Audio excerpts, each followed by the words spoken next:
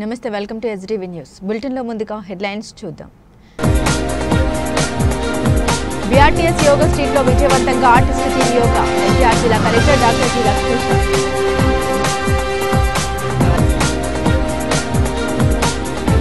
Gunadala flyover పనుల్ని పూర్తి చేసే దిశగా చర్యలు సెంట్రల్ ఎమ్మెల్యే బోండా ఉమామహేశ్వరరావు. టీడీపీ ఎమ్మెల్యేలు ఎంపీలు గ్రామస్థాయి నాయకులతో చంద్రబాబు ఢిల్లీ కాన్ఫరెన్స్. మంత్రులంతా కార్యకర్తల పనిచేసి స్ఫూర్తినిచ్చారని సీఎం కితాబ్. నిరంతరంగా ఓటర్ నమోదు ప్రక్రియ జరుగుతుండాలి విజయవాడ నగరపాలక సంస్థ కమిషనర్ జ్ఞానచంద్ర. కళాకారులు సాంస్కృతిక వాస్తు శిల్పులు కళాకారులకు సమాజంలో మార్పు తెచ్చే శక్తి ఉందని వారి కళ ప్రదర్శనలు సమాజాన్ని మెరుగైన మార్గంలో అడుగులు వేయిస్తాయని సంపూర్ణ ఆరోగ్యానికి సోపానమైన యోగాను ప్రతి ఒక్కరికి చేరువ చేసేందుకు కళాకారులు కృషి చేయాలని జిల్లా కలెక్టర్ డాక్టర్ జి లక్ష్మీష అన్నారు. ఆయుష్ శాఖ ఎన్టీఆర్ జిల్లా అధికార యంత్రాంగం విజయవాడ నగరపాలక సంస్థ సంయుక్త ఆధ్వర్యంలో శుక్రవారం విజయవాడ బీఆర్టీఎస్ యోగా స్ట్రీట్లో నిర్వహించిన ఆర్టిస్ట్ థీమ్ యోగా కార్యక్రమంలో కలెక్టర్ లక్ష్మీష పాల్గొని నాట్యాచార్యులు కళాకారులతో కలిసి యోగాసనాలు అభ్యసించారు. ఈ సందర్భంగా కలెక్టర్ లక్ష్మీష మాట్లాడారు. యోగాంధ్ర మాసోత్సవాల్లో భాగంగా సమాజంలోని ప్రతి వర్గానికి యోగాను చేరువ చేయాలనే ఉద్దేశంతో థీమ్ యోగా నిర్వహిస్తూ ఉన్నామని ఇందులో భాగంగా శుక్రవారం కళాకారులతో నిర్వహించిన యోగా అభ్యాసన కార్యక్రమం విజయవంతమైందని తెలిపారు.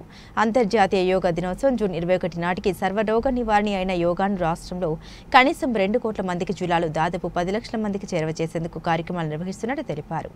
ఈ కార్యక్రమంలో విజయవాడ ఆర్డీఓ కావూరు చైతన్య, విజయవాడ నగరపాలక సంస్థ అదనపు కమిషనర్ డి చంద్రశేఖర్, ఘంటసాల వెంకటేశ్వరరావు, సంగీత కళాశాల principal Narasimha, Andhra arts academy అధ్యక్షుడు గొల్ల నారాయణరావు, ప్రముఖ నాట్యాచారులు కళారత్న భాగవతుల వెంకటరామ శర్మ, కళాక్షేత్ర నృత్య అకాడమీ హవిషా చౌదరి, భక్త నారద గానసభ అధ్యక్షులు కళారత్న డాక్టర్ ఆకురాతి కోదండరామయ్య, వివిధ కళా సంస్థల ప్రతినిధులు మల్లాది స్వాతి, రఘువేదం కిషోర్, అంబేద్కర్ సాంస్కృతిక సేవా సంఘం ప్రతినిధి జోషి, ఋగ్వేదం సిస్టర్స్ గాయకులు Padmasri, Krishnasri, literary culture services ప్రతినిధి B Anjaneyaraju, DMHO doctor M Suhasini, జిల్లా ఆయుష్ యోగాంధ్ర నోడల్ అధికారి డాక్టర్ వీరాణి, ఆయుష్ అధికారి డాక్టర్ రామహతేల్, పలువురు కళాకారులు, నాట్యాచారులు, గాయకులు పాల్గొన్నారు. యోగాంధ్రలో భాగంగా ఈరోజు 10వ రోజు కళాకారులను పిలిపించి బీఆర్టీఎస్ రోడ్లో విజయవాడలో యోగా శిబిరం ఏర్పడడం జరిగింది. కళాకారులు అందరూ ఉత్సాహంగా వచ్చి అందరూ చాలా ఆసక్తికరంగా పాల్గొన్నారు. ప్రతి ఒక్కరూ ఈ ఇంటర్నేషనల్ యోగా డే కోసం ఇచ్చిన ప్రోటోకాల్ అయితే ఉందో యోగా ప్రోటోకాల్ 45 మినిట్స్ ఆ ప్రోటోకాల్ అందరూ బాగా ప్రాక్టీస్ చేసి అందరూ ఆనందంగా యోగాలో పాల్గొన్నారు. సో ఇదే స్ఫూర్తితో ప్రతిరోజు ఒక్కొక్క సెక్టర్ పీపుల్ని తీసుకొచ్చి ఇక్కడ యోగా చేయించేది జరుగుతూ ఉంది. రేపు ఫార్మర్స్ని రైతులను తీసుకొచ్చి ఇక్కడ యోగా చేయించడం జరుగుతుంది. సో ఇట్లాగే జూన్ 21 నాటికి మన జిల్లాలో 10 లక్షల మందికి యోగా నేర్పించడంతో పాటు యోగాంధ్రాన్ని సక్సెస్ చేస్తూ ప్రతి ఒక్కరూ యోగా ప్రాక్టీస్ చేస్తూ ఆనందంగా ఉండాలి, అలాగే వాళ్ళు స్ట్రెస్ ఫ్రీ లైఫ్ని లీడ్ చేయాలనేది యోగాంధ్ర కార్యక్రమం ఉద్దేశం. దీనికోసం ఎన్టీఆర్ జిల్లా యంత్రాంగం సన్నద్ధంగా ఉంది. ఇదే బాటలో మనం అడుగులు వేస్తున్నాము. సో ప్రతి మండలాల్లో ప్రతి విలేజెస్లో కూడా యోగా కార్యక్రమాలు అలాగే యోగా కాంపిటీషన్ జరుగుతున్నాయి. దీనికి ప్రతి ఒక్కరూ పబ్లిక్ ముందుకు రావాలి. యోగాని ఒక మన జీవిత భాగంగా అంటే పార్ట్ ఆఫ్ అవర్ లైఫ్గా ప్రాక్టీస్ చేసుకుంటూ ఆరోగ్యంగా ఉండాలని సందర్భంగా కోరుకుంటున్నాను. గుణదల ప్రాంతవాసుల చిరకాల వాంఛ అయిన గుణదల ఫ్లైఓవర్ పనుల్ని పూర్తి చేసే దిశగా చర్యలు చేపడుతూ ఉన్నట్లు సెంట్రల్ ఎమ్మెల్యే బోండా ఉమామహేశ్వరరావు తెలిపారు. ఎంపీ కేశినేని శివనాథ్తో కలిసి వివిధ శాఖల సమన్వయంతో పనులు వేగంగా పరుస్తున్నామన్నారు. సెంట్రల్ నియోజకవర్గంలో 5 వంతెనలు నిర్మించాల్సిన అవసరం ఉందని రానున్న 5 ఏళ్లలో అన్నింటినీ పూర్తి చేస్తామని ఆయన స్పష్టం చేశారు. గుణదల 1వ డివిజన్లో గుణదల నుండి దాదాపు దావు బుచ్చే కాలనీ వరకు రోడ్డు నిర్మాణ పనులకు స్థానిక నేతలతో కలిసి ఎమ్మెల్యే బోండా ఉమా శంకుస్థాపన చేశారు. ఈ సందర్భంగా ఆయన మాట్లాడుతూ గుణదల వాసుల చిరకాల కళ అయిన 2 ఓవర్ బ్రిడ్జుల నిర్మాణం త్వరలోనే ప్రారంభిస్తామని తెలిపారు. తాను 2014 నుండి 2019 వరకు ఎమ్మెల్యేగా ఉన్న సమయంలో ఈ ఫ్లైఓవర్ పనులు ప్రారంభమయ్యాయని, కానీ తర్వాత ప్రభుత్వాలు పట్టించుకోలేదని ఆరోపించారు. ప్రస్తుతం కూటమి ప్రభుత్వం ఏర్పడిన తర్వాత ఈ పనులు మళ్లీ వేగవంతం అయ్యాయన్నారు. ఇప్పటికీ అన్ని శాఖల అధికారులతో సమన్వయం చేసుకుంటూ ముందుకు వెళ్తున్నామన్నారు. ఈ ఫ్లైఓవర్ నిర్మాణం పూర్తయితే ఈ ప్రాంత అభివృద్ధికి తోడ్పాటు అందుతుందన్నారు. ఈ కార్యక్రమంలో division president Kommineni Suresh, incharge Pinnamaneni Nani, రాష్ట్ర తెలుగు యువత మీడియా కోఆర్డినేటర్ పరుచూరి శివ, భార్గవ్, తెలుగు యువత నాయకులు గౌతమ్, సాయిరామ్, తెలుగు మహిళా నాయకులు సత్య, దివ్య, మురళీదేవి, రమాదేవి, జనసేన డివిజన్ ఇన్ఛార్జ్ సత్య ఆది తదితరులు పాల్గొన్నారు.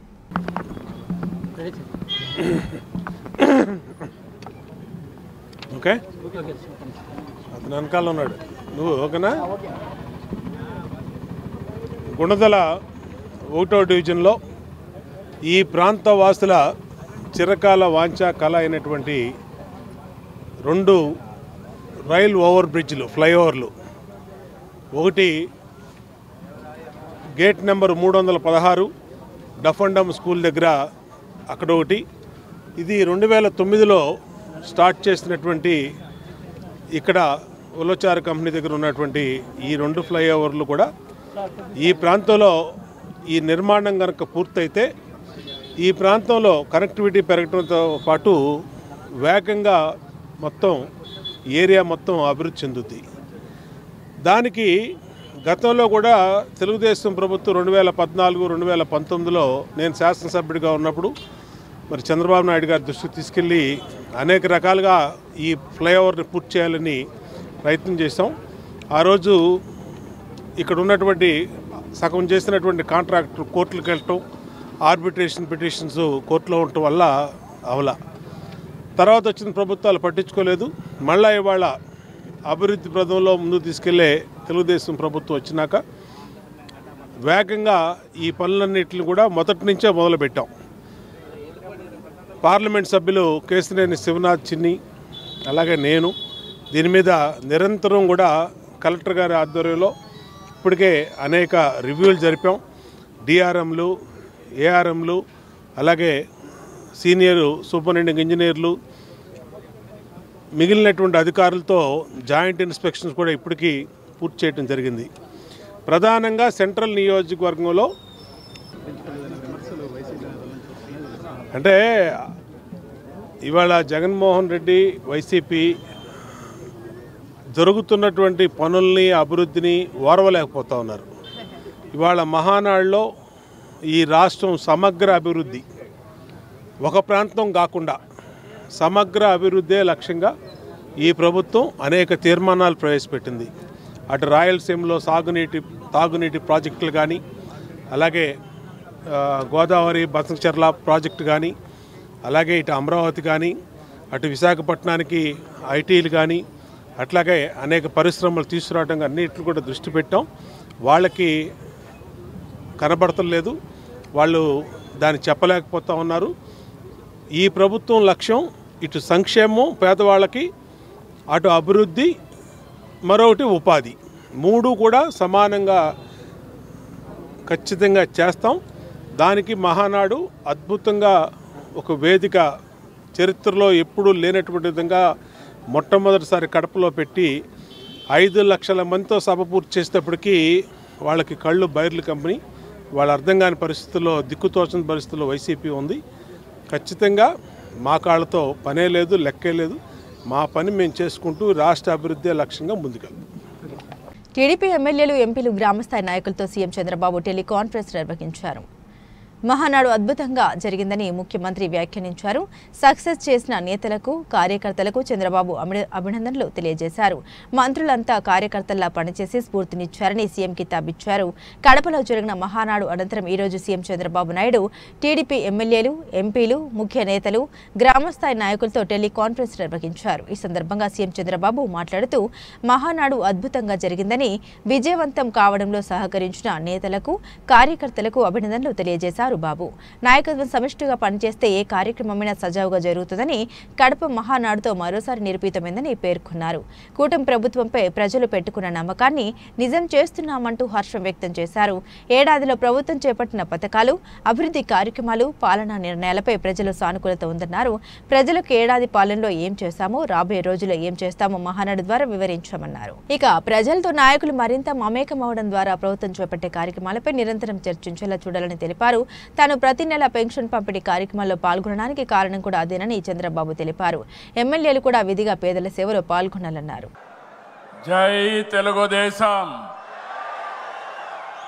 జై తెలుగుదేశం, జై తెలుగుదేశం, జోహార్ ఎన్టీఆర్, జోహార్ ఎన్టీఆర్, జోహార్ ఎన్టీఆర్.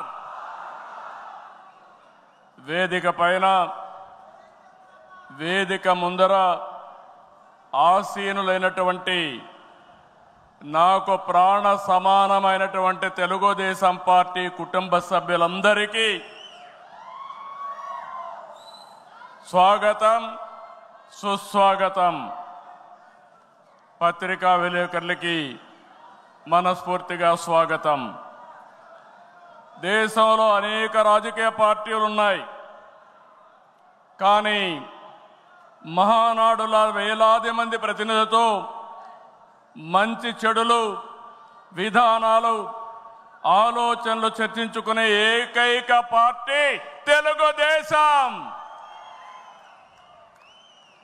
ప్రతిపక్షంలో ఉన్న, అధికారంలో ఉన్న మహానాడు అంటే అదే జోరు, అదే హోరు.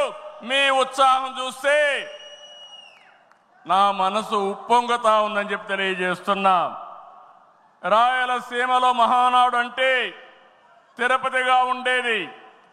ఇప్పుడు తొలిసారి దేవుని కడపలో, అది కూడా కూటమి ప్రభుత్వం ఏర్పాటైన తర్వాత తొలి మహానాడు కడపలో ఏర్పాటు చేసుకుంటున్నాం.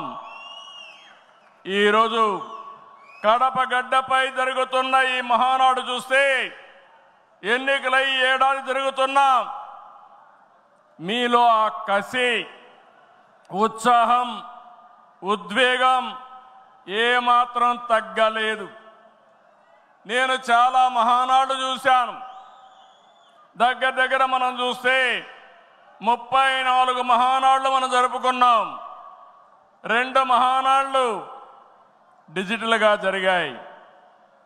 అయితే ఈసారి కడపలో, దేవుని గడపలో జరిగే మహానాడు ఒక చరిత్ర సృష్టించబోతుంది.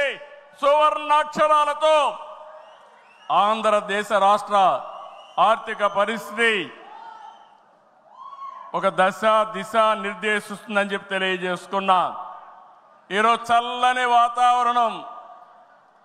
అన్ని మహానాడులంటే చాలా వేడివేడిగా ఉండేది, ఎండలు ఎక్కువ ఉండేటివి. ఒక ప్రశాంతమైన వాతావరణంలో, ఆహ్లాదకరమైన వాతావరణంలో ఈరోజు కడపలో మహానాడు జరుగుతూ ఉంది. ఉమ్మడి కడప జిల్లాలో 10 స్థానాలకు గాను 7 స్థానాలు గెలిచాం. మన సత్తా చాటాం. ఈసారి ఇంకొంచెం కష్టపడితే 10కి 10 మనమే స్వీప్ చేస్తాం. రాయలసీమ ప్రజలు అద్భుత చైతన్యంతో ఈసారి ఇచ్చిన తీర్పును గౌరవిస్తూ వారికి ధన్యవాదాలు తెలపడానికి కడపలో మహానాడు పెట్టాలని నిర్ణయించాం. ఈ మహానాడుని మీరు చూస్తే బ్రహ్మాండంగా చేసిన నాయకులకు, కార్యకర్తలకు మనస్ఫూర్తిగా అభినందనలు, కృతజ్ఞతలు. 2024 ఎన్నికల్లో పార్టీ సాధించిన విజయం అసామాన్యం. 93% స్ట్రైక్ రేట్, 57% పైన ఓటు షేర్తో కొత్త చరిత్రను సృష్టించాం. ఇది ముమ్మాటికి కారణం. నిరంతరంగా ఓటర్ నమోదు ప్రక్రియ జరుగుతుండాలి అని విజయవాడ నగరపాలక సంస్థ కమిషనర్ ధ్యానచంద్ర అన్నారు.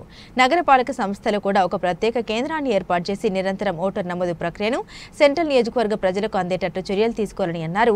శుక్రవారం ఉదయం బీఎంసీ ప్రధాన కార్యాలయంలో గల కమిషనర్ ధ్యానచంద్ర చామ్రన్ నందు సెంట్రల్ నియోజకవర్గ రాజకీయ పార్టీలతో సమీక్ష నిర్వహించారు. ఈ సమావేశంలో 18 సంవత్సరాలు నిండిన ప్రతి ఒక్కరికి ఓటరుగా నమోదు చేసే ప్రక్రియ నిరంతరాయంగా జరుగుతుండేటట్లు చర్యలు తీసుకోవాలని అధికారులను ఆదేశించారు. అందుకు అనుగుణంగా ప్రతి ఏఈఆర్ఓ తన పరిధిలో గల పోలింగ్ స్టేషన్లలో ఉన్న కాలేజీలో ఒక ప్రత్యేక కౌంటర్ని ఏర్పాటు చేసి ప్రతిరోజు 18 సంవత్సరాలు నిండిన ప్రతి ఒక్కరిని ఓటరుగా నమోదు చేసే ప్రక్రియను చేయాలని అధికారులను ఆదేశించారు.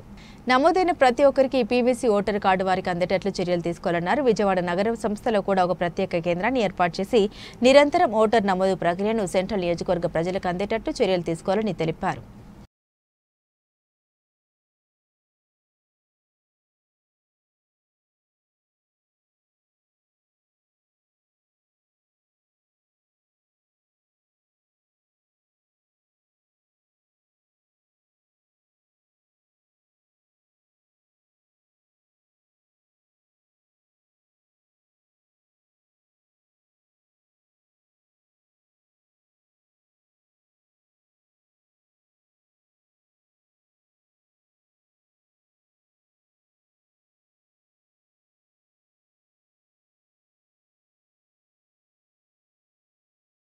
ఆంధ్రులకు కన్నంతర ఖ్యాతిని ఆర్జించి పెట్టిన వాటిలో ఆవకాయ అత్యంత విశిష్టమైందని చెప్పక తప్పదు. అలాంటి ఆవకాయ పచ్చడి తయారీ రోజు ఇంట్లో పండుగ వాతావరణం నెలకొంటుంది. మరి వందలాది మంది మహిళలు ఒకే చోట ఆవకాయ పచ్చడి తయారు చేస్తే ఎలా ఉంటుందో ఊహించుకోగలరా?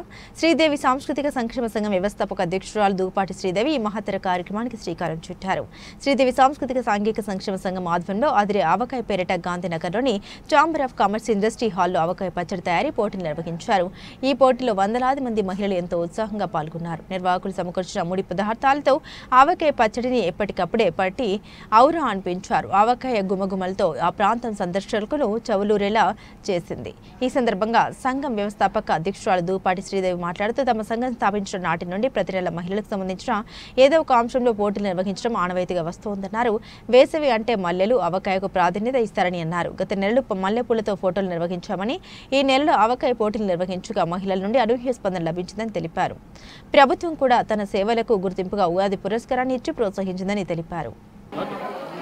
అందరికీ నమస్కారం. నా పేరు దూపాటి శ్రీదేవి సాంస్కృతిక సాంఘిక సంక్షేమ సంఘం ఆధ్వర్యంలో నేను ప్రతి నెల ఏదో ఒక ప్రోగ్రాం మహిళలకు సంబంధించింది చేస్తూ వచ్చాను. వీళ్ళందరూ నన్ను ఎంతో ఇదిగా ఆదరిస్తున్నారు. రాష్ట్ర ప్రభుత్వం కూడా గుర్తించి నాకు మొన్న ఉగాది పురస్కారం కూడా ఇచ్చారు. నేను కళాసేవ చేస్తున్నందుకు వారికి కూడా ధన్యవాదాలు. అయితే నేను ఏ నెలలో వచ్చే సందర్భాన్ని బట్టి ఆ నెల సంబంధించిన ప్రోగ్రాం చేస్తుంటాను. ఈసారి వేసవి అంటే మల్లెపూలు మామిడికాయ పచ్చడి ఆవకాయ ఈ రెండు జరుగుతుంటాయి. పోయిన సంవత్సరం నేను మల్లెపూలతోటి కార్యక్రమం చేశాను. ఇప్పుడు ఆవకాయ ఇంట్లో అందరూ పెట్టుకుంటుంటారు. కానీ ఒకే చోట 400 మంది పెట్టారు అంటే అది ఎంత గ్రాండ్గా ఉంటుందో అన్న ఇదితోటి నాకు ఆలోచన వచ్చింది. అందుకే వేసవి సందర్భంగా అదిరే ఆవకాయ అనే ప్రోగ్రాం పెట్టారు. నిజంగా అదుర్స్ అనే రేంజ్లో సుమారుగా ఒక 400 మంది మహిళలు వచ్చి ఈ కార్యక్రమంలో పాల్గొన్నారు. వాళ్ళందరికీ ధన్యవాదాలు తెలియజేసుకున్నాను. అలాగే నాకు ప్రతి వాళ్ళు సహకరించారండి. సహకారం లేకపోతే నేను ఏ కార్యక్రమం చేయలేను. అలాగే ప్రతి వాళ్ళు ఆయిల్ కానీ నూనె కానీ హాల్ కానీ అల్పాహారం కానీ ప్రతి ఒక్కళ్ళు నాకు సహకరిస్తూ వచ్చారు. వాళ్ళందరికీ ధన్యవాదాలు. అలాగే ముఖ్యంగా మీడియా మిత్రులందరికీ కూడా నా ధన్యవాదాలు తెలియజేసుకుంటున్నాను. వాయువ్య బంగాళాఖాతంలో ఏర్పడిన వాయుగుండం తీవ్ర వాయుగుండంగా బలపడి బంగ్లాదేశ్ పశ్చిమ బెంగాల్ మధ్య తీరం దాటింది. ఆంధ్రప్రదేశ్లోని పలు జిల్లాల్లో అక్కడక్కడ తేలికపాటి నుండి మోస్తారు వర్షాలు కురిసే అవకాశం ఉందని వాతావరణ శాఖ తెలిపింది. తెలుగు రాష్ట్రాల్లో వర్షాలు కురుస్తున్నాయి. వాయువ్య బంగాళాఖాతంలో ఏర్పడిన వాయుగుండం తీవ్ర వాయుగుండంగా బలపడి బంగ్లాదేశ్ పశ్చిమ బెంగాల్ మధ్య తీరం దాటింది. ఇది రానున్న 12 గంటల్లో మరింత బలహీనపడనుందని వాతావరణ శాఖ తెలిపింది. దీని ప్రభావంతో కోస్తాంధ్ర రాయలసీమల్లో పలుచోట్ల పిడుగులు ఉరుములతో కూడిన వర్షాలు కురుస్తున్నాయి. సముద్రం కల్లోలంగా మారినందున కోస్తా ప్రాంతంలోని మత్స్యకారులు ఎవరూ చేపల వేటకు వెళ్లరాదని ప్రభుత్వం హెచ్చరించింది. ఇక వాయుగుండం నైరుతి రుతుపవనాలతో ఆంధ్రప్రదేశ్ రాష్ట్ర వ్యాప్తంగా 20 జిల్లాల్లో వర్షాలు కురుస్తాయని విపత్తు నిర్వహణ సంస్థ వెల్లడించింది. శ్రీకాకుళం, విజయనగరం, మన్యం, అల్లూరి, సీతారామరాజు, విశాఖపట్నం, అనకాపల్లి, కాకినాడ, కోనసీమ, తూర్పు గోదావరి, పశ్చిమ గోదావరి, ఏలూరు, కృష్ణా, ఎన్టీఆర్, బాపట్ల, పల్నాడు, ప్రకాశం, నెల్లూరు, నంద్యాల, వైఎస్ఆర్ కడప, తిరుపతి జిల్లాలో వర్షాలు పడొచ్చని పేర్కొంది. అలాగే మిగిలిన జిల్లాలో తేలికపాటి జల్లులు పడతాయని వివరించింది.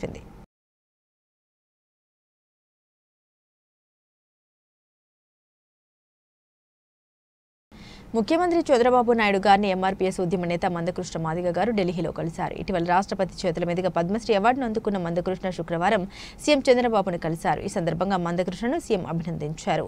వర్గీకరణ ఉద్యమ ప్రస్థానాన్ని గురించి ఇరువురు నేతలు గుర్తు చేసుకున్నారు. ఇటు రాష్ట్ర మరియు ప్రగతిశీల ఆటో కార్మిక సంఘం నాయకుడు కామ్రేడ్ ఎల్వి కుటుంబరావు ఆచరణ కార్మికుల పట్ల గల నిబద్ధత కార్మిక రంగంలో పనిచేసే అందరికీ ఆదర్శం అనుసరణీయమని సిపిఐ ఎంఎల్ న్యూ డెమోక్రసీ రాష్ట్ర అధికార ప్రతినిధి చిట్టిపాటి వెంకటేశ్వర్లు అన్నారు. కార్మిక రంగంలోనూ పార్టీలోనూ చురుకైన నాయకుడిగా కుటుంబరావు పనిచేశారన్నారు. ఏ స్థాయి నాయకుడైనా తప్పులు చేస్తే నిర్మాణాత్మకంగా విమర్శలు చేస్తూ సరిదిద్దేందుకు ప్రయత్నాలు చేసేవాడని అన్నారు. ఇటు రాష్ట్ర నాయకుడు కామ్రేడ్ ఎల్వి కుటుంబరావు 3వ వర్ధంతి సభ శుక్రవారం విజయవాడ చంద్ర రాజేశ్వరరావు గ్రంథాలయంలో నిర్వహించడం జరిగింది. ఈ సందర్భంగా చిట్టిపాటి మాట్లాడారు. విజయవాడ ఆటో కార్మికుల తలలో నాలుకల కుటుంబరావు మెలిగాడని, ఎవరికి ఏ సమస్య వచ్చినా వెంటనే వాటిని పరిష్కరించేవారని అన్నారు. అటు ఆర్టీఓ సమస్యలు, ఇటు ఫైనాన్షియర్ల వేధింపులు, ప్రమాదాల పోలీసు కేసులు అలా అనేక రకాల సమస్యపై ఎన్నో పోరాటాలు సాగించారని గుర్తు చేశారు. ఆటో రంగంలోనే కాకుండా హమాలి తదితర కార్మికుల కోసం కూడా పరితపించిన వ్యక్తి అని కొనియాడారు. నగరంలో ఇఫ్టూ నిర్మాణానికి ఎంతో శ్రమించారని తెలిపారు. తానే కాకుండా తన కుటుంబ సభ్యుల్ని కూడా విప్లవ రాజకీయాల్లోకి తీసుకొచ్చారని, తన ప్రోత్సాహంతో 2 పిల్లలు పీడీఎస్యూ నాయకులుగా ఎదిగారని, నా సహచర రమాదేవి మహిళా సంఘం రాష్ట్ర నాయకులుగా పనిచేస్తున్నారని గుర్తు చేశారు. సిపిఐఎంఎల్ నిడుమకసి రాష్ట్ర అధికార ప్రతినిధి, ఐఎఫ్టియు రాష్ట్ర నాయకులు, ఆటో వర్కర్స్ యూనియన్ నాయకులు, కార్మిక వర్గ నేత కామ్రేడ్ ఎల్వి కుటుంబరావు మరణించి 3 సంవత్సరాలైంది. ఆ సందర్భంగా తృతీయ వర్ధంతి సభని ఈరోజు ఇక్కడ నిర్వహిస్తున్నాం.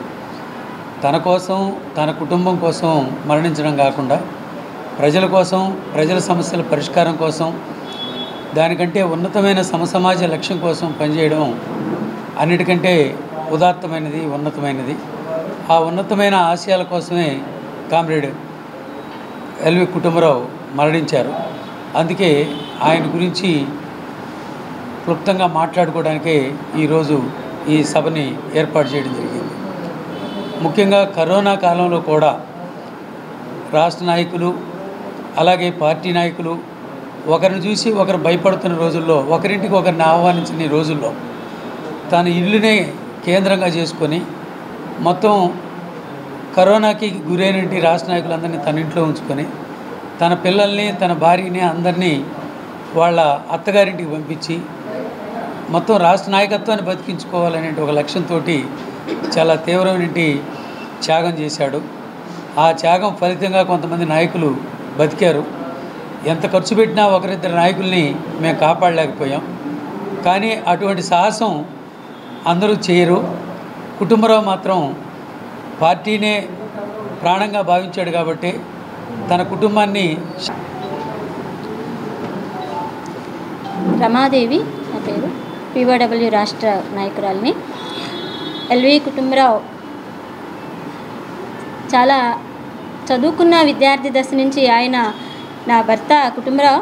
కాకపోతే ఏంటంటే ఆటో డ్రైవర్గా కుటుంబ జీవనం సాగిస్తూనే ఆయన చదువుకున్న ఆటో కార్మికుల సమస్యల పట్ల, వాళ్ళు ఫైనాన్సర్ వేధింపులు కానీ, లేదంటే అద్దె బండ్లు వేసే వాళ్ళ ఇబ్బందులు కానీ, ఆర్టీఓ ఆఫీస్లో సమస్యల మీద ఆయన చాలా పోరాటం చేశాడు. ఆటో కార్మికుల సమస్యలే తన సమస్యలుగా భావించి ఆటో సమస్యల మీద నిరంతరం ఆయన కుటుంబాన్ని కూడా కాదనుకొని ఎక్కువ వాళ్ళ కోసం పనిచేసిన వ్యక్తి కుటుంబరావు. అలానే కానీ కుటుంబంలో స్త్రీలు కూడా ఇంటికే పరిమితం కాకూడదు, మీరు బయటకు వచ్చి మహిళల సమస్యల మీద పనిచేయాలని చెప్పి చాలా ఆదర్శంగా ఉండాలి మనం అని చెప్పి మాకు కూడా, మా కుటుంబానికి కూడా చాలా సలహాలు ఇచ్చిన వ్యక్తి నా భర్త కుటుంబరావు. మా పిల్లల్ని కూడా పీడిఎస్ విద్యార్థి రంగంలో చదువులు స్కూల్ వరకే కాదు, మీరు బయట విద్యార్థులు ఎటువంటి సమస్యలు హాస్టల్ పిల్లలు ఎదుర్కొంటున్నారో అటువంటి తను విద్యార్థి దశ నుంచి పనిచేసిన వ్యక్తి కాబట్టి మా పిల్లల్ని కూడా అదే భావాలతో వాళ్ళకి నేర్పించడం జరిగింది. ఈరోజు నా పిల్లలు కూడా విద్యార్థి పీడిఎస్ విద్యార్థి రాష్ట్ర కమిటీ సభ్యులుగా వాళ్ళు పనిచేసి ఉన్నారు, 2 పిల్లలు కూడా. అట్లానే ఈరోజు నా పిల్లల్ని, నా పాప బీఎస్సీ చదివిన అలా కాదు, ఆటో రంగంలో మేము చాలా సమస్యలు ఎదుర్కొంటున్నాం, మాకు ఒక లాయర్ కావాలని చెప్పి నా పిల్లని సైన్స్ గ్రూప్ నుంచి కూడా తను లాయర్ అయితే అన్ని సమస్యలకు తెలుసుకుంటాం మేము ఆటో రంగంగా, మా ఇంటి నుంచి ఒక లాయర్ ఉండాలని చెప్పి మా పాపను కూడా లాయర్గా చదివించాడు ఆయన. ఈ రోజున ఇప్పుడు కూడా మా పిల్లలు కూడా అదే ఆలోచనలు, అదే భావాలతో ఆయన ఏ అయితే ఆదర్శంగా ఒక ఎంఎల్ పార్టీలో ఒక విప్లవ భావాలతో ఉన్నాడో ఆ విధంగా మా కుటుంబాన్ని కూడా నడిపించడం జరిగింది. మేము కూడా ఈ రోజున కూడా అదే భావాలతో, అదే దాంట్లో మేము పనిచేస్తూ ఉన్నాము. ఎప్పుడు నిరంతరం కూడా ఆయన ఏమైతే మాకు అప్పచెప్పాడో, ఆయన ఏ అయితే ఆదర్శాలు మాకు అందించాడో అటువంటి దాంట్లో మేము మా కుటుంబం, నేను కానీ నా పిల్లలు కానీ నిరంతరం మేము ఆటో కార్మికుల మీద కానీ, లేదంటే మహిళా సమస్యల మీద కానీ, లేదు విద్యార్థి రంగ సమస్యల మీద కానీ మేము ఎప్పుడు నిరంతరం ఈ ఎంఎల్ పార్టీలో పనిచేస్తూ ఉంటామని చెప్పి మేము ఆయన భావాలను మేము ఆదర్శంగా తీసుకొని మేము ముందుకు నడుస్తామని తెలియజేస్తా ఉన్నాం. తాను కూడా చార్టెడ్ అకౌంటెంట్ కావాలని ఆశించి ఆర్టికల్స్ కూడా పూర్తి చేశారని, కానీ చివరికి రాజకీయ నాయకునయ్యారని మంత్రి నాదెండ్ల మనోహర్ అన్నారు. ముఖ్యమంత్రి చంద్రబాబు, ఉప ముఖ్యమంత్రి పవన్ కళ్యాణ్ నాయకత్వంలో 2040 నాటికి ఆంధ్రప్రదేశ్ను $2.4 ట్రిలియన్ ఆర్థిక వ్యవస్థగా తీర్చిదిద్దడమే లక్ష్యంగా పెట్టుకున్నామని మనోహర్ వెల్లడించారు.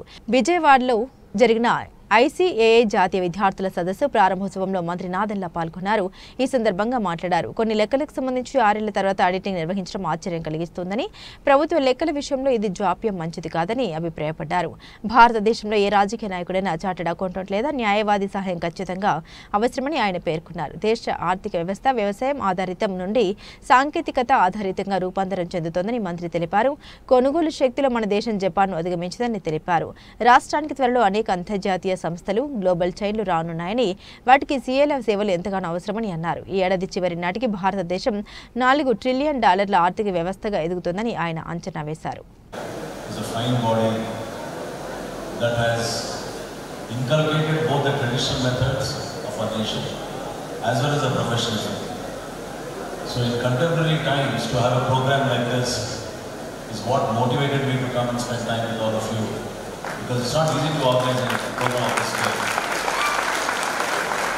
So I'd like to thank Mumpan Subbarao Garu, K. Narayan Garu, who is the chair of the Vijayawada branch, Manish Jainji, Tirupati Garu, senior chartered accountant, Venela Garu, who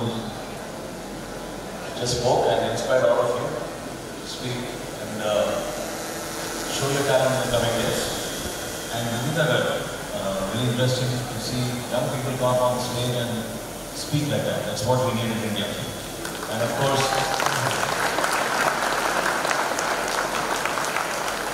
I would have been here if it was not for the invitation of Jayanta Janjana Charvaka.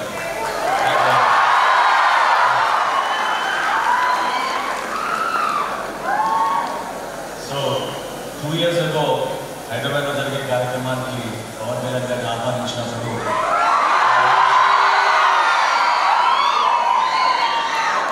కొంచెం అప్పుడు కూడా వెన్యూలో కొంచెం issues ఉండింది.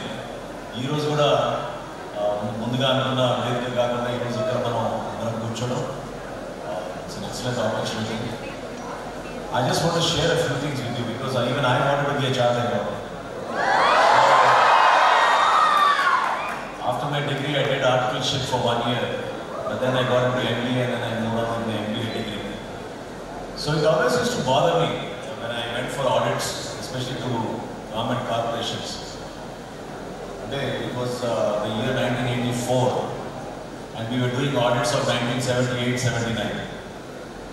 From the new startups that are coming, from youth like you who have innovative ideas. Similarly in Andhra Pradesh, I mean, we've seen how we have lost precious time. 5 years we have lost in terms of continuity of government policies. We also, Andhra Pradesh, we are $170 billion economy today. But our Swarnandhra vision for 2047 under the chief minister of Nara Chandrababu Naidu Garu and Pawan Kalyan Garu leadership, we want to bring it up to $2.4 trillion by 2047. So that is not an easy task because there's a lot of changes that have to happen. Like I told you, new partnerships will come, exports have to be increased, technology has to be brought in. We are the first in India today to talk about quantum valley because not only artificial intelligence and machine learning, in the future it's going to be quantum technology. So this is the trend setter. Now, how do we improve our performance, our ethical standards, and how will your professional journey, your knowledge help in making India achieve that is very important. Because once again I'm reiterating to you, when you run a government, because India we are still a very traditional based family method that we use. So our family lo kotta values istadaki, transparency istadaki, ethical grounds istadaki, it's a chartered accountants will make a lot of difference. So iduvaraku doctors and lawyers and professionals antunevaru. No. Nowadays it's the chartered accountants who are the most sought after professions. They are because your expertise will change, alter the destination of a nation, the journey that we all lead. That is very, very critical. And you must all embrace innovation. Like I told you before, it's merely doing a course is not enough. You have to learn how to use this course even more efficiently, more effectively.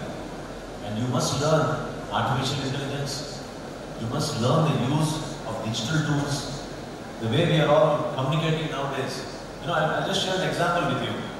In my department, the Civil Supplies Department in the state government, we launched for the first time a WhatsApp service for the farmers to sell their produce, the paddy produce that they do in the fields.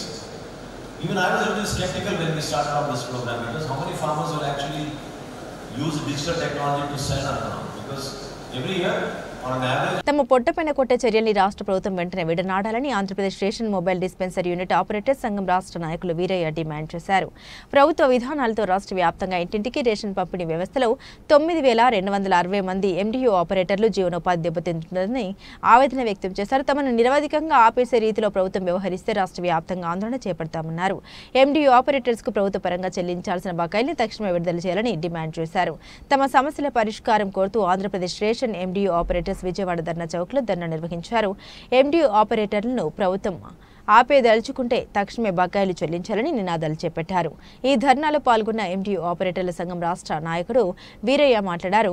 ప్రభుత్వ వ్యవహార శైలి 9,260 మంది MDU ఆపరేటర్లను రోడ్డున పడేస్తోందన్నారు. ఈ నెల మే 20వ తారీఖున cabinet తీసుకున్నటువంటి నిర్ణయం వల్ల సుమారుగా 9,260 ఆపరేటర్లు మరియు 9,260 మంది హెల్పర్లు కుటుంబాలు రోడ్డున పడ్డాయన్నారు. వీరందరికీ యథావిధిగా జీవన ఉపాధి పొందడానికి వీలుగా రేషన్ డీలర్లుగా పనిచేసే అవకాశం కల్పించాలన్నారు. లేదంటే రాష్ట్ర వ్యాప్తంగా కూడా ప్రభుత్వంలో అనేక శాఖల్లో ఉద్యోగాలు బ్యాక్లాగ్ పోస్టులు ఉన్నాయని ఆయా పోస్టుల్లో నియమించి ప్రభుత్వం ఎండియూ ఆపరేటర్ను ఆదుకోవాలని తెలిపారు.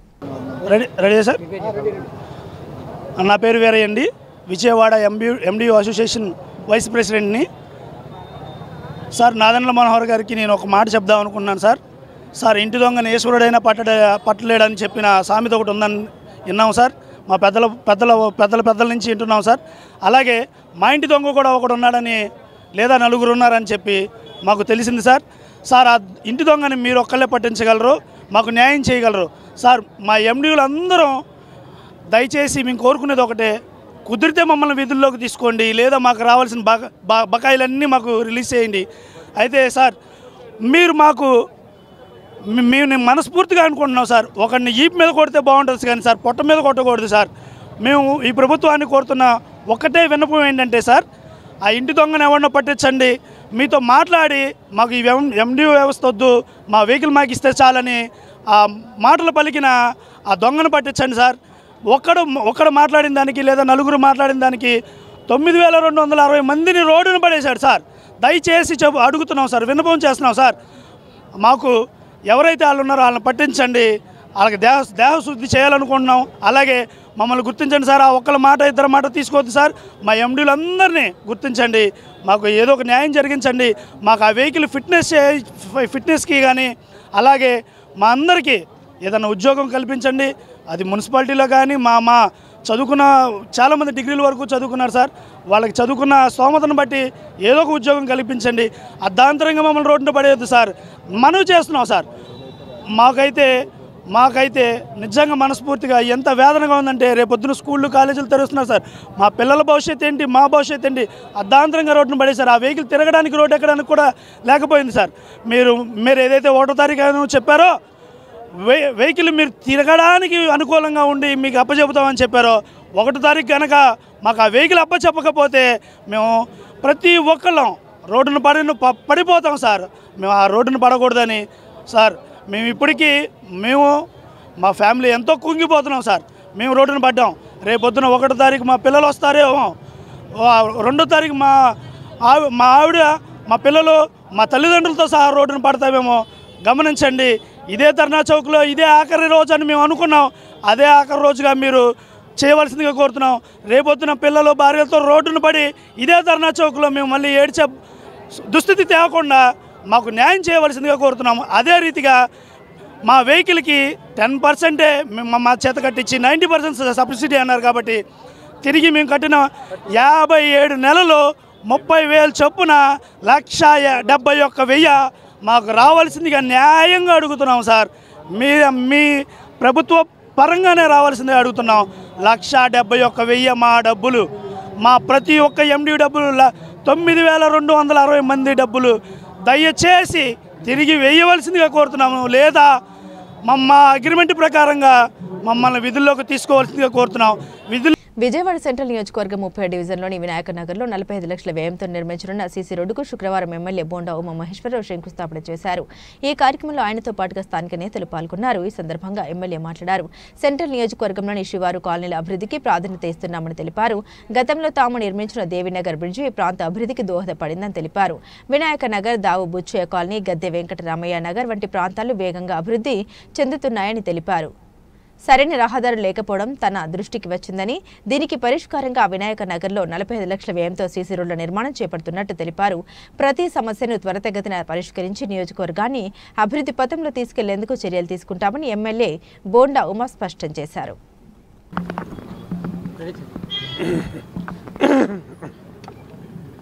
ఓకే, అతను వెనకాల ఉన్నాడు. నువ్వు ఓకేనా? గుణదల 1వ డివిజన్లో ఈ ప్రాంత వాసుల చిరకాల వాంఛా కళ అయినటువంటి 2 రైల్ ఓవర్ బ్రిడ్జ్లు, ఫ్లైఓవర్లు, ఒకటి గేట్ నెంబర్ 316 డఫండమ్ స్కూల్ దగ్గర అక్కడ ఒకటి, ఇది 2009లో స్టార్ట్ చేసినటువంటి ఇక్కడ ఉలచారు కంపెనీ దగ్గర ఉన్నటువంటి ఈ 2 ఫ్లైఓవర్లు కూడా ఈ ప్రాంతంలో ఈ నిర్మాణం కనుక పూర్తయితే ఈ ప్రాంతంలో కనెక్టివిటీ పెరగడంతో పాటు వేగంగా మొత్తం ఏరియా మొత్తం అభివృద్ధి చెందుతుంది. దానికి గతంలో కూడా తెలుగుదేశం ప్రభుత్వం 2014, 2019లో నేను శాసనసభ్యుడిగా ఉన్నప్పుడు మరి చంద్రబాబు నాయుడు గారి దృష్టికి తీసుకెళ్ళి అనేక రకాలుగా ఈ ఫ్లైఓవర్ని పూర్తి చేయాలని ప్రయత్నం చేశాం. ఆ రోజు ఇక్కడ ఉన్నటువంటి సగం చేసినటువంటి కాంట్రాక్టర్ కోర్టులకు వెళ్ళటం, ఆర్బిట్రేషన్ పిటిషన్స్ కోర్టులో ఉండటం వల్ల అవలా. తర్వాత వచ్చిన ప్రభుత్వాలు పట్టించుకోలేదు.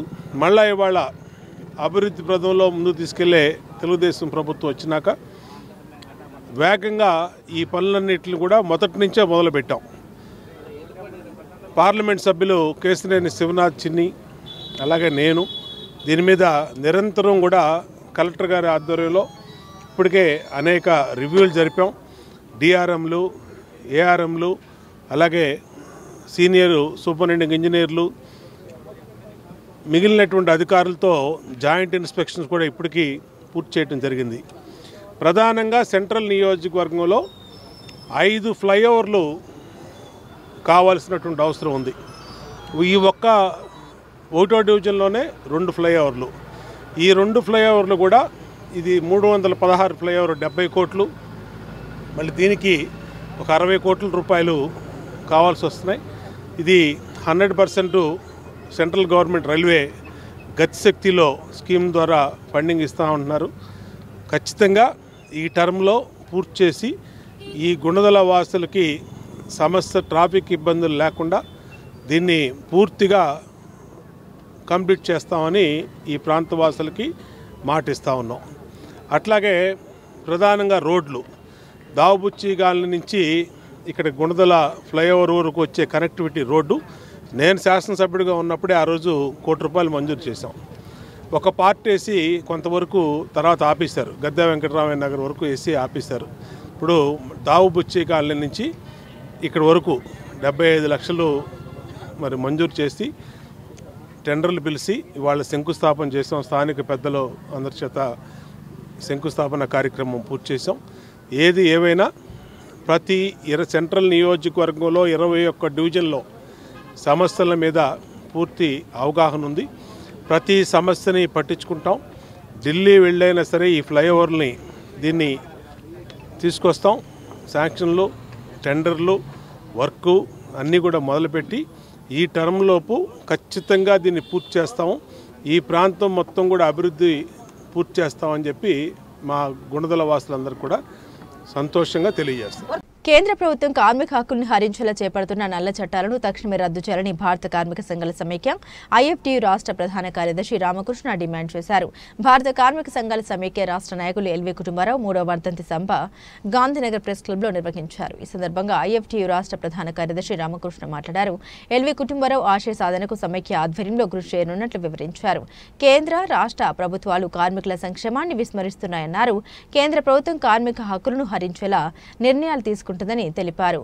కగార్ పేరుతో పాలక ప్రభుత్వాలు విధ్వంసాన్ని సృష్టిస్తున్నాయని ఆవేదన వ్యక్తం చేశారు. ఆపరేషన్ కగార్ను తక్షణమే నిలుపుదల చేయాలని ఐఎఫ్టీయూ కోరుతోందన్నారు. త్రివర్ణ పథకానికి కాషాయ రంగు అద్దేలా రాజ్యాంగం యొక్క మూల సూత్రాలను విస్మరించి దేశాన్ని భారతీయ జనతా పార్టీ పాలిస్తోందని తెలిపారు.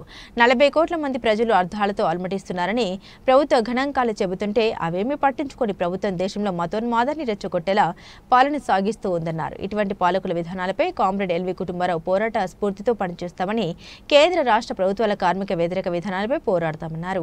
ఫలితంగా ఎల్వి కుటుంబరావు చిత్రపటానికి నివాళులర్పించారు.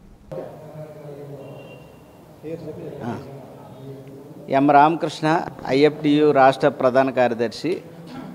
సమాజ మార్పు కోసం, ఈ అసమానత లేని సమాజం కోసం అహర్నిశలు పనిచేసినటువంటి ఎల్వి కుటుంబరావు 3వ సంస్మరణ సభని ఈరోజు గాంధీ భవన్లో ప్రెస్ క్లబ్లో జరుపుకుంటూ ఉన్నాం. ప్రధానంగా ఆయన విద్యార్థి దశ నుంచి అలాగే భారత కార్మిక సంఘాల సమైక్య ఐఎఫ్టీయూలో చేరి అలాగే ప్రగతిశీల ఆటో కార్మిక సంఘాన్ని వ్యవస్థాపక అధ్యక్షులుగా కొనసాగినటువంటి ఆయన మానవతావాదిగా కార్మికులకి, ఆటో కార్మికుల హృదయాల్లో నిలిచిపోయినటువంటి వ్యక్తి ఎల్వి కుటుంబరావు. ఆయన ఆశయాలను కొనసాగించడం కోసం, అసమానతలు లేని సమాజం కోసం సిపిఎంఎల్ న్యూ డెమోక్రసీ పార్టీ, భారత కార్మిక సంఘాల సమైక్య కొనసాగుతుందని చెప్పేసి తెలియజేస్తూ, ఈరోజు దేశంలో రాష్ట్రంలో జరుగుతున్నటువంటి ఆర్థిక విధ్వంసం అట్లాగే రాజకీయాల సంక్షోభం ఈరోజు పరాకాష్ఠకు చేరినాయి. ఈరోజు ఎన్నికల్లో అధికారంలోకి వచ్చినటువంటి కూటమి ప్రభుత్వం అసంఘటిత రంగంలో ఉన్నటువంటి 22,000 మంది ప్రమాదాలతో అలాగే మరణించినటువంటి వాళ్ళు ఉంటే కనీసం వాళ్ళకి కాంపన్సేషన్ అనేటువంటిది ఇవ్వకపోవడం చాలా దురదృష్టకరం. చాలా విషయాలు ఎన్నికల ముందు ఇచ్చినటువంటి హామీల పట్ల ప్రభుత్వం ఆలోచించట్లేదు. అసంఘటిత రంగ కార్మికుల సంఖ్య పెరుగుతూ ఉంది. అట్లాగే లేబర్ కోడ్లు రద్దు చేయాలనేటువంటి ఒక డిమాండ్ ముందుకు వచ్చినా కానీ ఇప్పుడున్నటువంటి కూటమి ప్రభుత్వం దాని మీద మాట్లాడట్లేదు.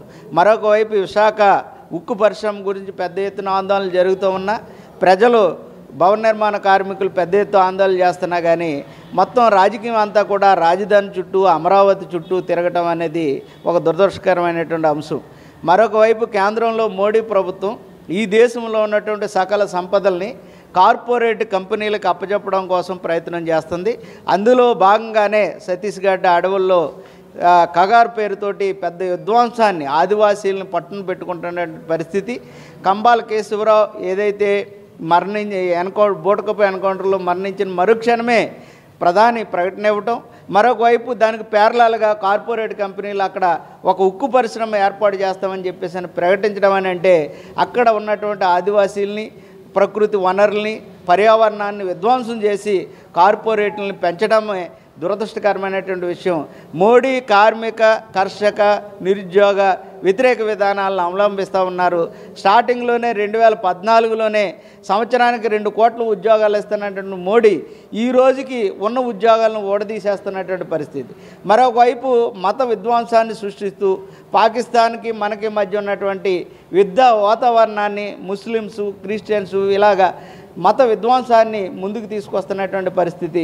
ప్రజాస్వామిక లౌకిక విలువకు అనుగుణంగా భారతదేశ మౌలిక విషయాలను ముందుకు తీసుకెళ్లవలసినటువంటి పాలక వర్గాలు ఇట్లాంటి విధ్వంసాన్ని సృష్టించడం సరైనది కాదని భారత కార్మిక సంఘాల సమైక్య ఐఎఫ్టీగా మేము భావిస్తూ ఉన్నాం.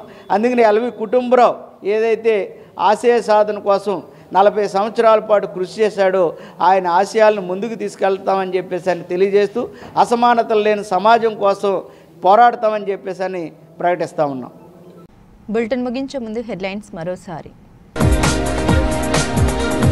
బీఆర్టీఎస్ యోగా స్ట్రీట్లో విజయవంతంగా ఆర్టిస్ట్ టీం యోగా. ఎన్టీఆర్ జిల్లా కలెక్టర్ డాక్టర్ జి లక్ష్మీకృష్ణ.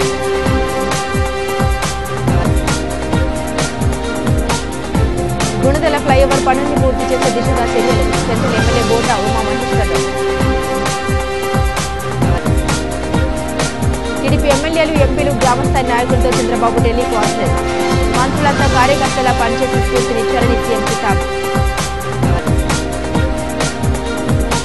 నిరంతరంగా ఓటర్ నమోదు ప్రక్రియ జరుగుతుండాలి. విజయవాడ నగరపాలక సంస్థ కమిషనర్ జ్ఞానచంద్ర.